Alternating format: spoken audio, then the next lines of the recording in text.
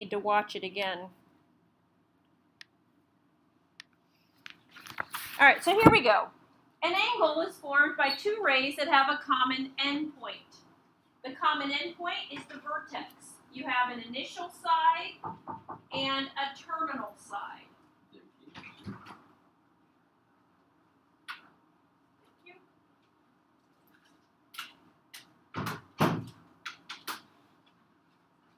All right, an angle is in standard position if the vertex is at the origin of the rectangular coordinate system. So let's go ahead and draw this. If we have a coordinate system, and if the vertex is here, so this is my angle, the positive x-axis is the initial side. Where it rotates is called the terminal side. You can have positive angles or negative angles. Positive angles begin with the positive x-axis and they rotate counterclockwise. Negative angles, and this should be review, okay? I'm just going to go over this rather quickly. Negative angles measure clockwise. When an angle is in standard position, its terminal side can lie in a quadrant. We saw that the angle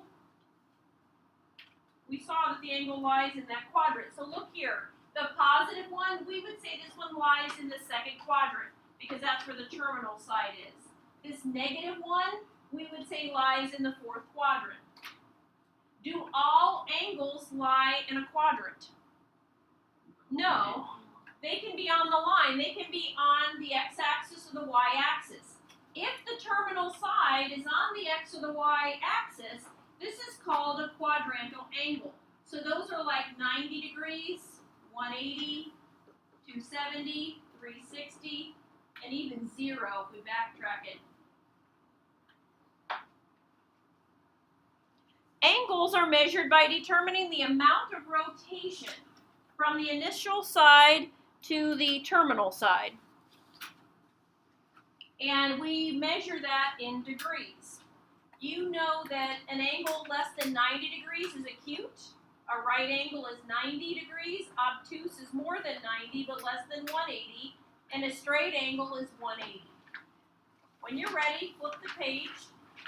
We're going to go ahead and skip the minutes and seconds.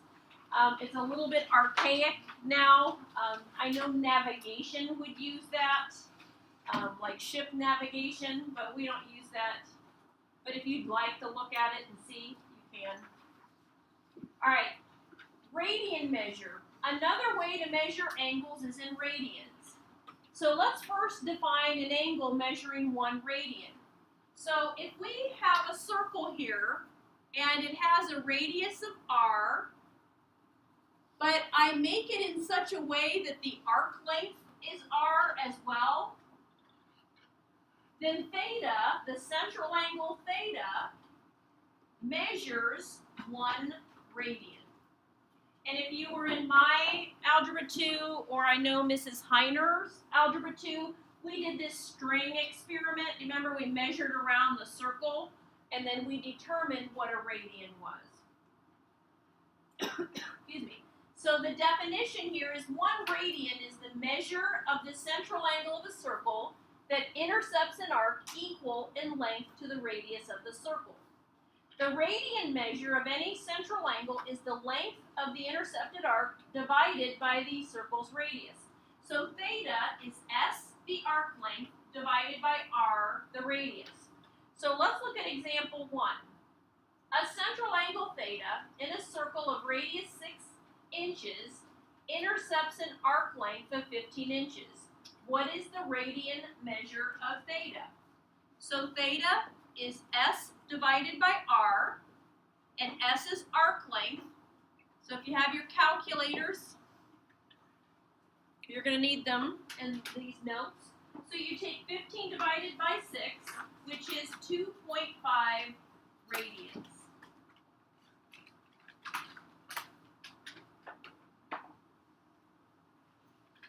So try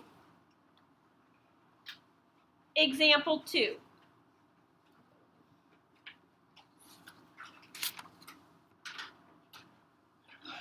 A central angle theta in a circle of radius 12 inches intercepts an arc of length 42 inches. What is the radian measure of theta?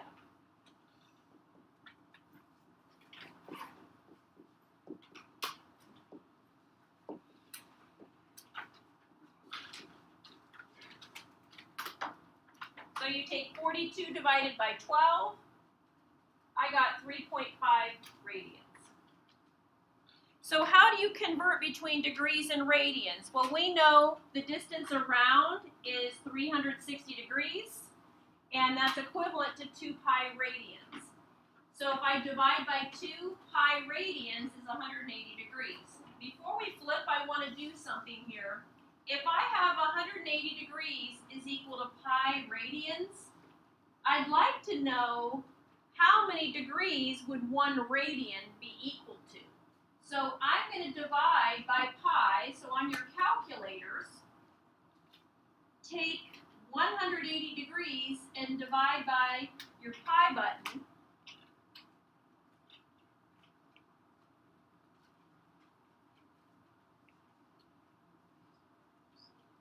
And I got 57.3 degrees. So 1 radian on a circle is equivalent to approximately 57.3 degrees.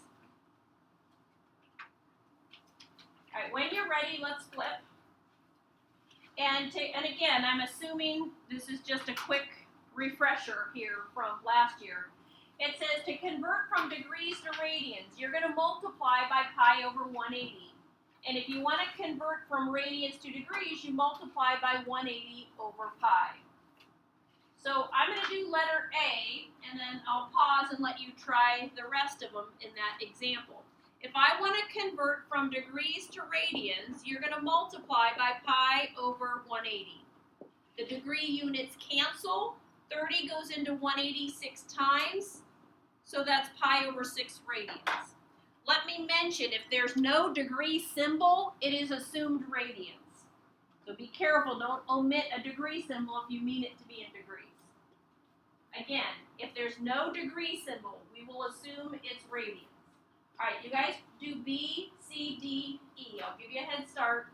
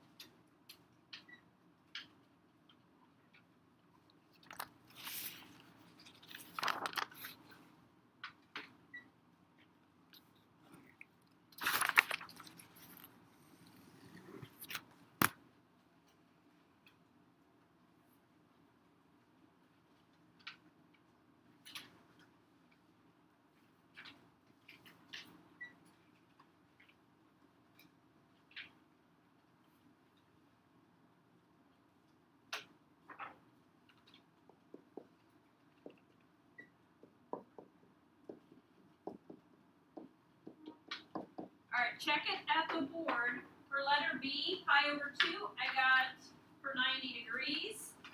Negative 135 degrees is negative 3 pi over 4. 45 degrees is pi over 4. 270 is 3 pi over 2. All right, now, in example 4, if we want to convert from radians to degrees, you're going to take pi over 3 and multiply by 180 over pi. The pi's cancel, that's 60 degrees. If you haven't already, go ahead and do B through E on this one.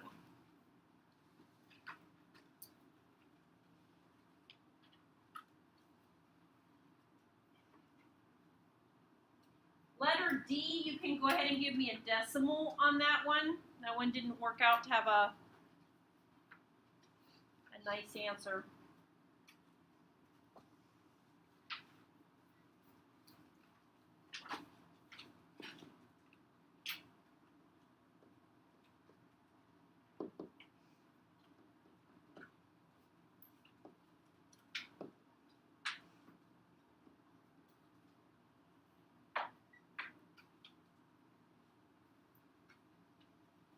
So letter B, I got 150 degrees.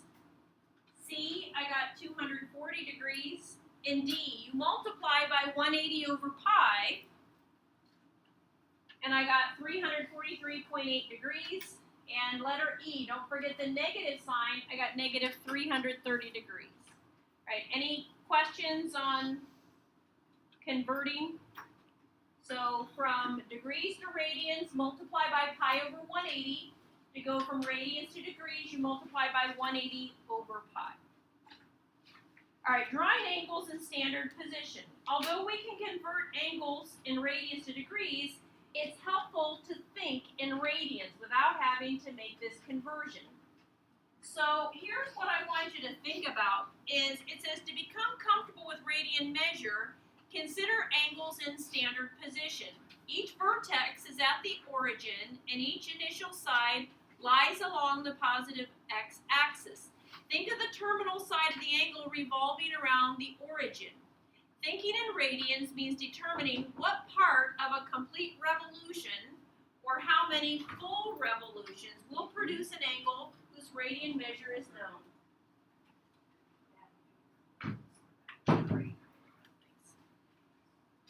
So watch this. If I know that 2 pi is equal to 1 revolution, okay, watch this. This is really kind of neat, the way you can think. If I have this angle, do you notice that that's 3/4 of a revolution? Okay, that's 3/4 of a revolution. Well, if I take 3/4 of 2 pi, isn't that 3 pi over 2? And there's my radians. Okay, it's kind of cool if you can think of it like this.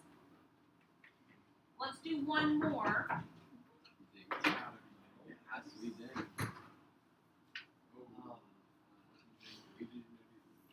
Happy birthday, Will.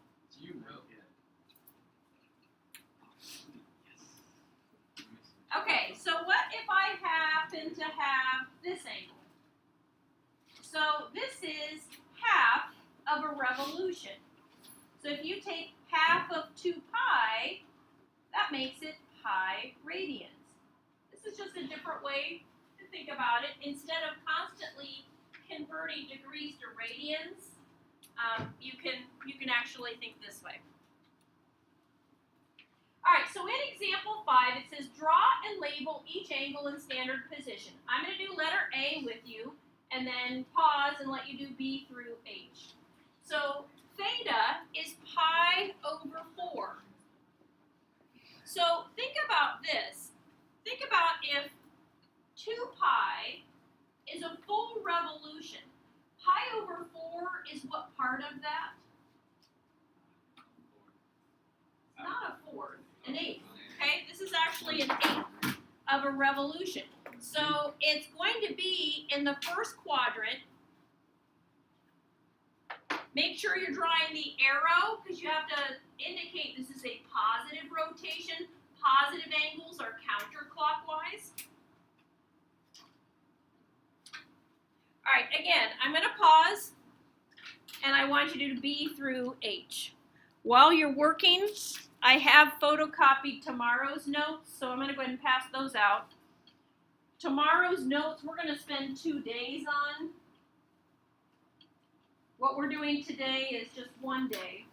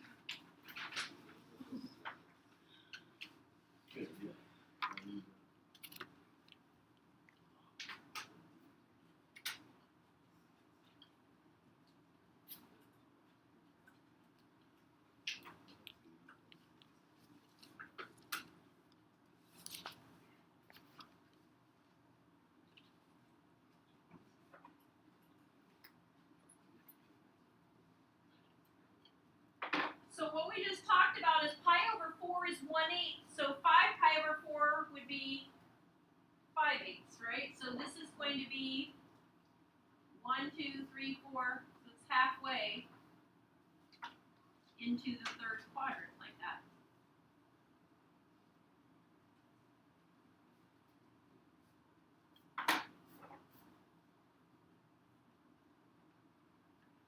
Negative 3 pi over 4, that's a negative rotation. Okay, isn't that interesting? B and C are technically the same initial side, terminal side, but one's rotating counterclockwise and the other one clockwise.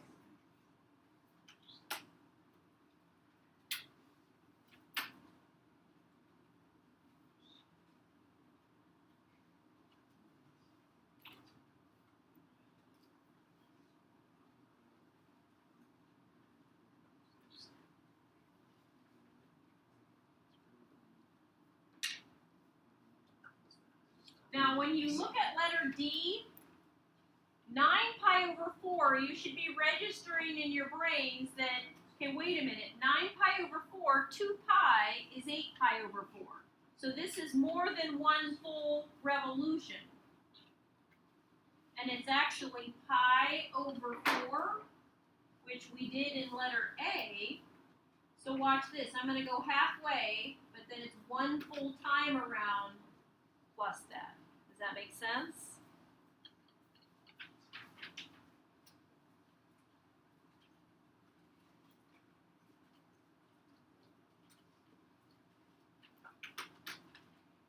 All right, pi over 6.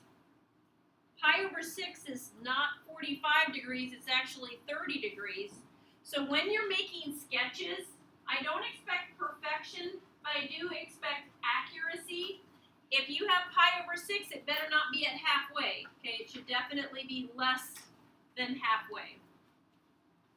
Thinking in terms of radians, if I'm at pi, isn't pi for 5 pi over 6, 6 pi over 6? So I'm pi over 6 away, which is less than halfway. So I can really think in terms of my radians. All right, 7 pi over 3. Well, pi over 3 would be 6 pi over 3. Pi over 3 is 60 degrees. So this is one full time around plus 60 more.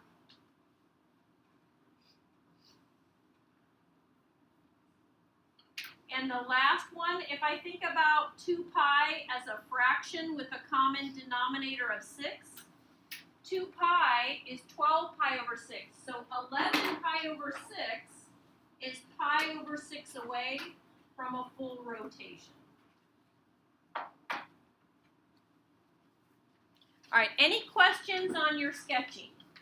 Make sure you're drawing your arrows, whether it's a positive or a negative rotation. All right, last page. Coterminal angles. We did this last year. Coterminal angles are two angles that have the same initial side and terminal side. So I'm leaving this one up here a moment. And if you look at my board with 7 pi over 3, pi over 3 and 7 pi over 3 are coterminal. Again, pi over 3, 7 pi over 3 are coterminal because they have the same initial side and terminal side. So every angle has infinitely many coterminal angles. Why is that? Yeah. Yeah, you can keep adding 360. You can keep just going around. You can even go around in a negative rotation. So here's an example I want you to fit in here. If we have a 135 degree angle, 135 degrees is exactly halfway into the second quadrant.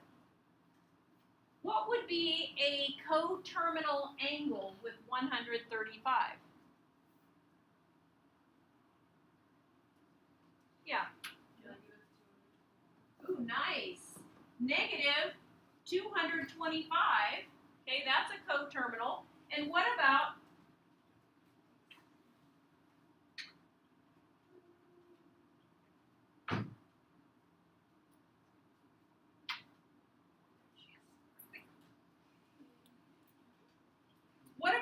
you added 360, wouldn't 495 be one as well? Like we said, there's infinitely many. All right, so to find a coterminal angle, all you do is add or subtract 360 degrees if the angle is in degrees. If you're in radians, you're going to add or subtract 2 pi.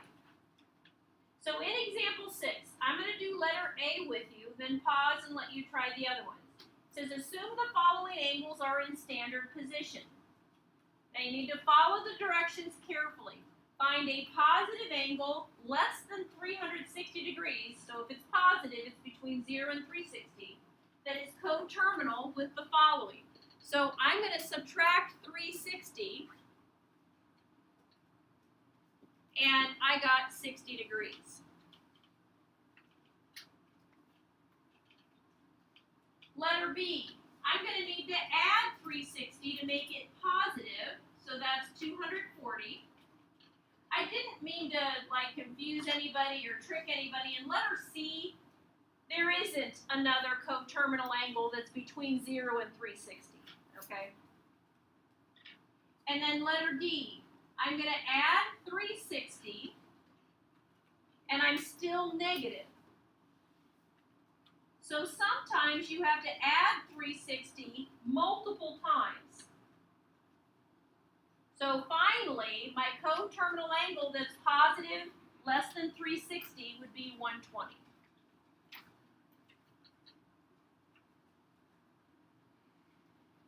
All right, example 7, all I've done is changed them to radians. So 17 pi over 6, I need to recognize that pi over 6, if I change 2 pi to a common denominator, that's 12 pi over 6. So I'm going to subtract 2 pi, and 5 pi over 6 is less than 2 pi. So I'm good.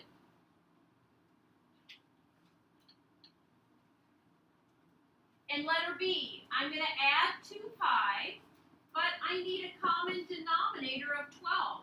So that's going to be 24 pi over 12. So that's 23 pi over 12.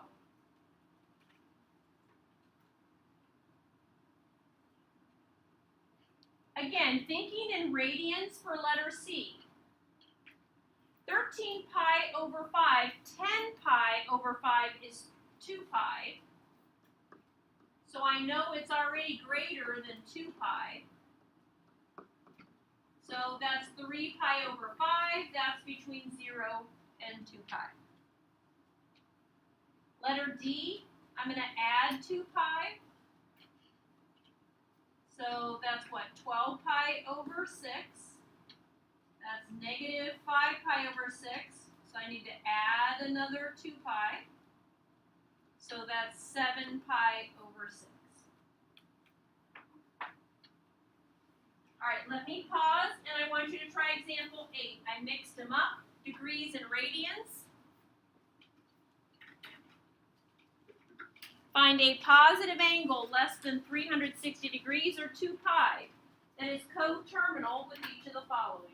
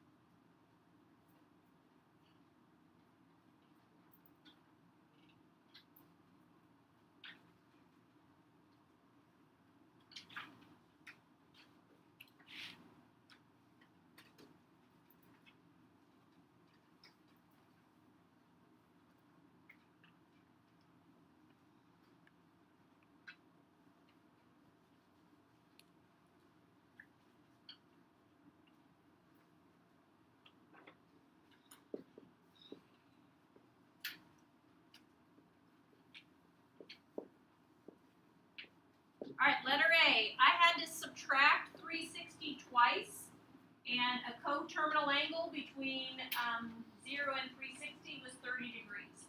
Letter B. When I subtracted 2 pi, so that's really 6 pi over 3, I got 16 pi over 3. This one I had to subtract a few times, and I finally got 4 pi over 3. So you see I had to subtract it 3 times to get there. Letter C, when I add 2 pi, that's 12 pi over 6, so that's negative pi over 6. Add 2 pi again, and I get 11 pi over 6.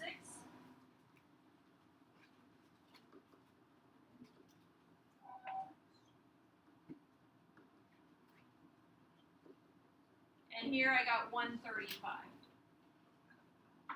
Questions on coterminal angles? All right, last topic, arc length. Again, S equals R theta, but I need you to underline or circle something here. Theta has to be in radians. Okay, what we developed and defined was that our central angle measured 1 radian. So theta has to be in radians here. So in example 9, it says a circle has a radius of 10 inches.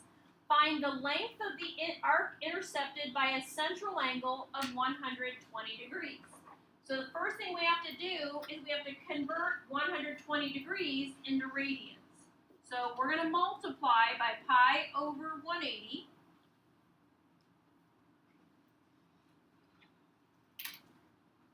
So S is going to be 10 times,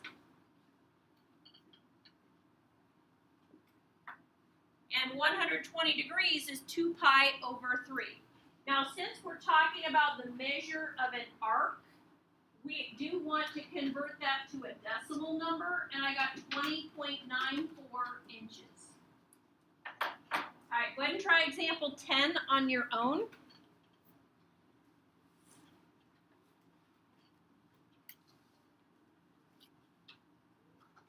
A circle has a radius of 6 inches. Find the length of the arc intercepted by a central angle of 45 degrees. So, theta must be in radians.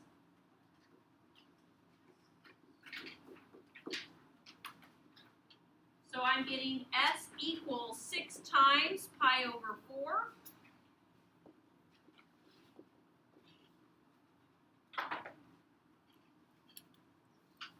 And I got S equals 4.71.